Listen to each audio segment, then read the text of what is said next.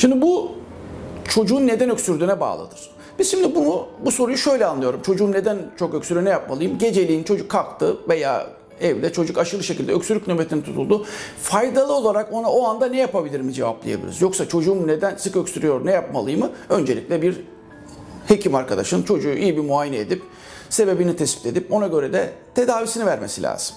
Çocuğum evde öksürük nöbetine tutuldu. Ben şu anda ne yapabilirimin cevabı başka. Onu da şöyle yapabiliriz. Şimdi bunun tek bir cevabı yok. Öksürük bir defa bir koruyucu bir mekanizmadır. Öksürük kesicileri çocuklarda kullanmıyoruz. Belki salgı azaltıcıları kullanıyoruzdur, alerji ilaçlarını kullanıyoruzdur. Onlarda da öksürük şurubu diye geçiyor halk arasında ama biz direkt öksürük kesicileri hiçbir zaman çocuklarda kullanmıyoruz. Çok öksürüyor, hastalarımız bizi arar, çok öksürüyor, şu öksürük kesiciyi al, hemen şimdi öksürüğünü kesecek demeyiz zaten. Onun için çocuklarda öksürmek bir reaksiyonel bir olaydır ve vücudun koruma mekanizması, yoksa solunum yolu tıkanır. Ama ne yapılabilir? Bir, kuru hava çocuklarda öksürüğü arttırır. Odayı hemen nemlendirin. En basitinden camları açın. Odanın ısısını düşürün.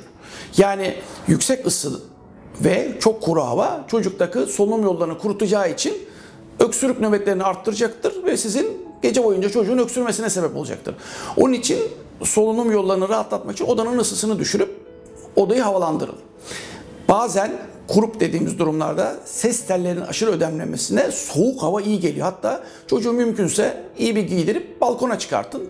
Biraz soğuk hava teneffüs etmesi oradaki ödemi azalması açısından faydalı olabilir. Bu bizim yine pratikte sık kullandığımız bir yöntemdir. İkincisi, bol su içilir. Solunum yolları öksürük sırasında kuruduğu için, daha doğrusu hastalıklar sırasında burun tıkalı, ağızdan nefes alınıyor çocukların çoğu ve kuruyor. Kuruyunca da çocuklar öksürük nöbetine tutuluyor. Onun için bol su içilir. En iyi öksürük şurubu sudur.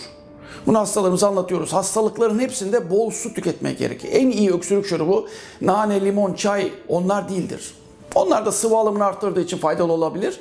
Ama en iyisi sudur. Onun için çocuğunuza bol bol su içirin öksürük nöbetine tuttuysa. İkinci olarak bazen değil aslında, genel olarak geniz akıntıları çocukları yatağa girer girmez çok öksürtür. Bir de sabahleyin balgam gece boyunca geniz akıntısı boğazda biriktiği için çocuk öksürük nöbetiyle uyanır veya ilk yatağa girdiğinde öksürük nöbeti. Bu durumlarda yattığı yerin pozisyonunu biraz dikleştirmek, yatay pozisyondan biraz daha 45 dereceli dik pozisyona getirmek çocuğun öksürük nöbetinin azalmasına sebep olur. Bu gibi basit uygulamalarla çocuğunuzu rahatlatabilirsiniz.